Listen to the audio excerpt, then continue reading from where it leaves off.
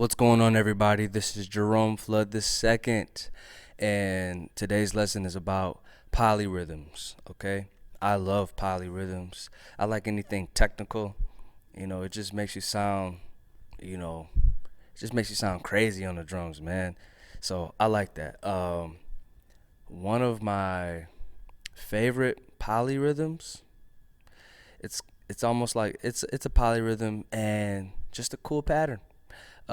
It's inspired by Billy Cobham, and it's 16th notes, right? So 1 E and a 2 E and a 3 E and a 4 E and it's really just a pattern between the foot and the snare, and the hi-hat is just keeping time. But everything else that you're doing with your feet and your hands, it just, the faster it goes, the more technical it sounds. So right now, I'm going to play it for you first, and then I'm going to break it down for you, okay? All right.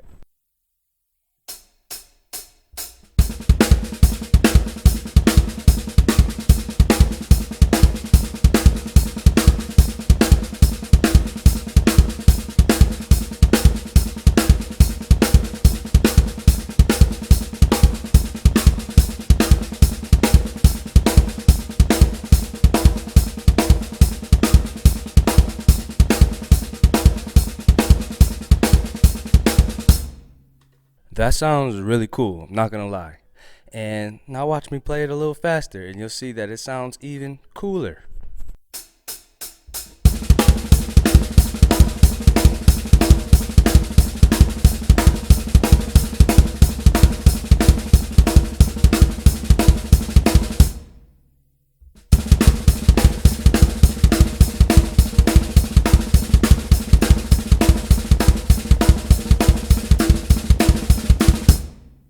So yeah, that's the whole pattern right there. Now let's break it down. So, like I said earlier, it's 16th notes. So 1 E and a 2 E and a 3 E and a 4 E and a, right? But the whole pattern is only 1 E and a 2 E and a. So the 3 E and a 4 E and a is just a repeat. So first what you want to do is kick, snare, snare, kick. So, right? That's it. 1 E and a. And then the next part is snare, kick, snare, snare. But that first snare on the second measure is an accent. So you gotta, strike the snare hard. So it's snare, kick, snare, snare. So the whole pattern is kick, snare, snare, kick, accent, kick, snare, snare. So kick, snare, snare, kick, accent, kick, snare, snare.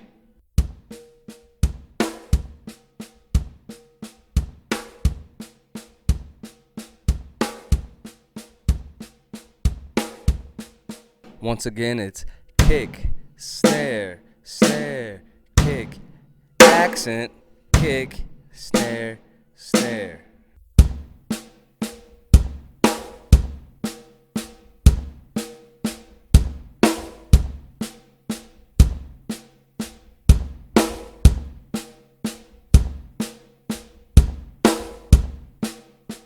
So once you got that down, I just want you to practice that for a little while. So, either hand, I don't care if it's the right hand or left hand, because later on I'm going to teach you how to switch hands anyways. So, just, for now, work on that.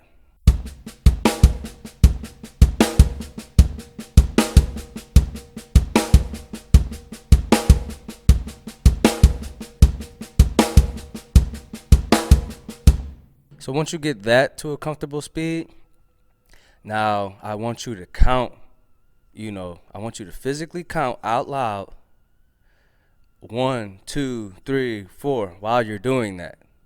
Because if you can count while you're playing, you most likely can really play it.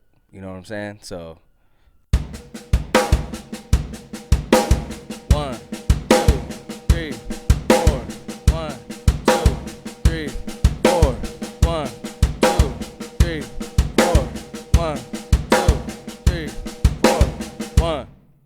while you're counting, your right hand should be hitting the hi-hat at the same time.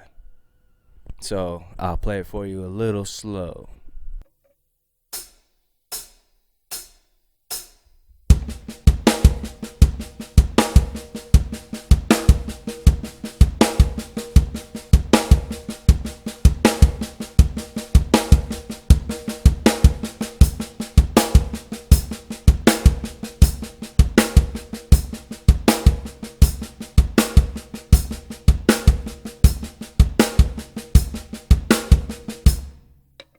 That is the whole Billy Cobham inspired lick, polyrhythm.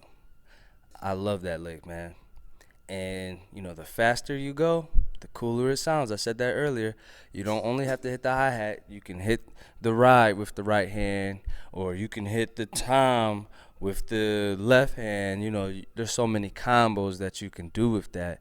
And it sounds like it's a lick, but it's really like it's a groove.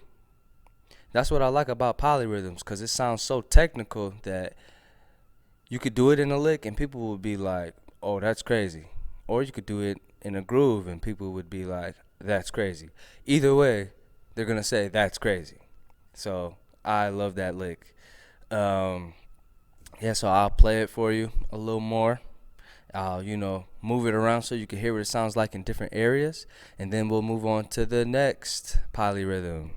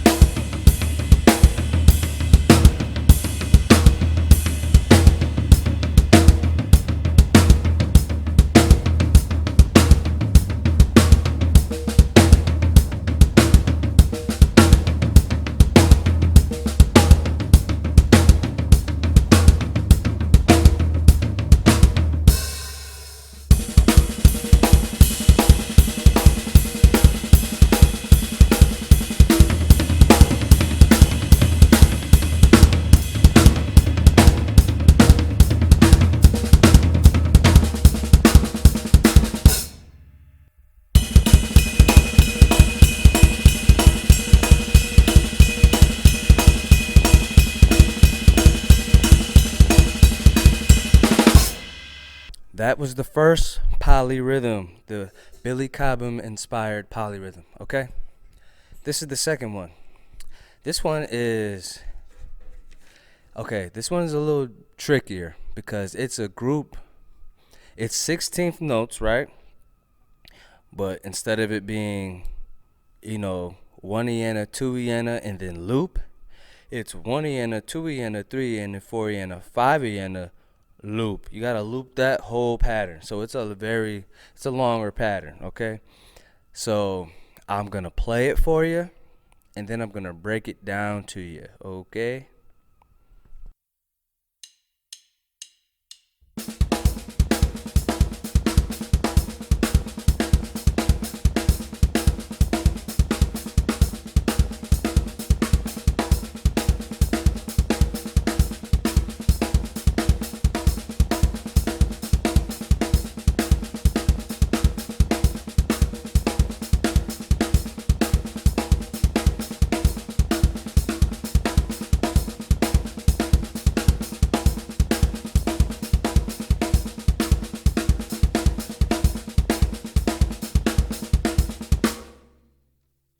That is not easy. The faster you go, the cooler it sounds, but it's not easy.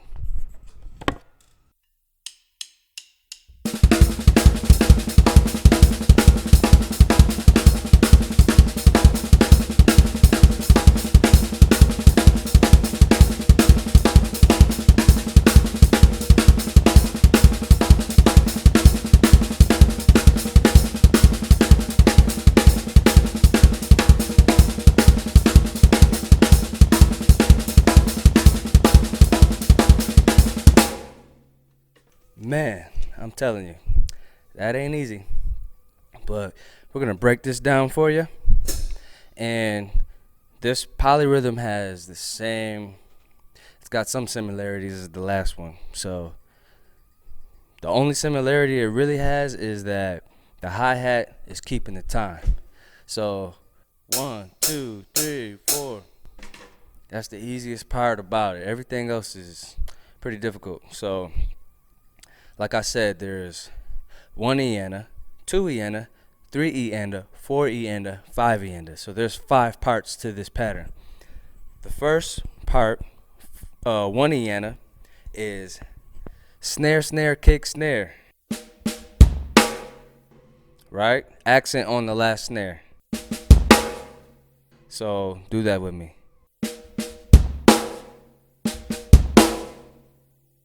And then it's the second part, 2 eanda, is kick, snare, snare, kick.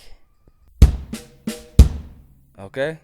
So the first one is snare, kick, kick, accent, snare. Second part, kick, snare, snare, kick. So put those together. Woo, it's getting tough already.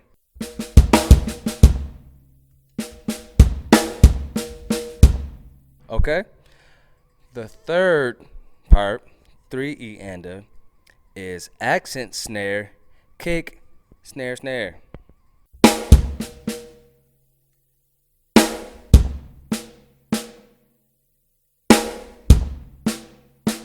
So I'll play 1, 2, and 3 slowly for you.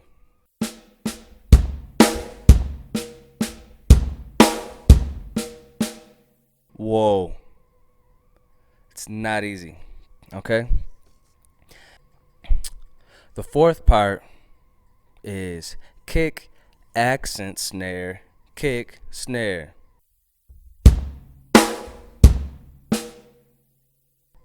Okay? And then the fifth part is snare, kick, accent, snare, kick. So it's a lot of parts, man. It's about remembering those accents, where those accents go, okay? So as I'm telling you this, just write it down. Write down exactly where the accents go. So if you have problems remembering that, there's another way that I like to, play this lick in my brain. So it's just a group of 5 notes, okay? You group everything in 5. I know I said there's, 5 parts, but there's also 5 notes in between, those 5 parts to keep it looping. So it's snare, snare, kick, snare, kick. That's it. And then do that again. Snare, snare, kick, snare, kick. Do that again. Snare, snare, kick, snare, kick. Do that again. Snare, snare, kick, snare, kick. So if you keep looping that,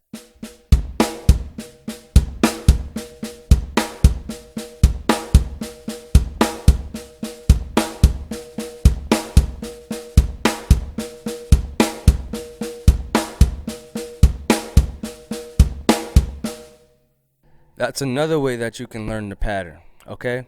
I had to show you both ways though, because people learn different. I like the second way better for me, but some people really need it note by note, measure by measure, okay?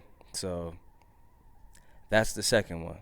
So then you gotta put the hi-hat in there. So the hi-hat is on 1, 2, 3, 4. Okay, that's all it is. But it's not easy because that pattern is so tricky with the hands and feet that putting the hi-hat in there, it can throw you off sometimes. So you really have to just play it slow, okay? And like I said, you should be writing this down. So if you wrote it down in the rows like how I told you to, like the first measure, in the second measure, in the third measure, fourth measure, fifth measure, Just put the hi-hat on the first note of each measure every single time, okay? And break it down slow. Start slow. Don't go fast. You should do everything slow first. Because if you can play it slow, you can play it fast eventually. A lot of people play things fast and can't play it slow. Something to think about.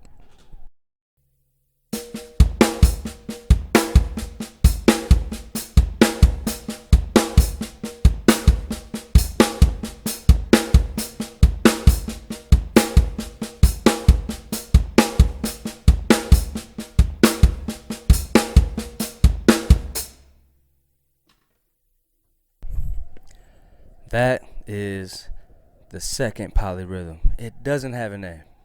It's just really cool. It's a group of five.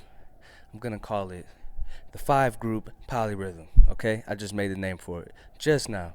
I'm gonna play it for you really fast and just show you how cool it is. And I hope that I broke it down for you good enough to where you can take it home and practice it and play it, and take that and impress your friends, and you know do it in gigs without getting fired.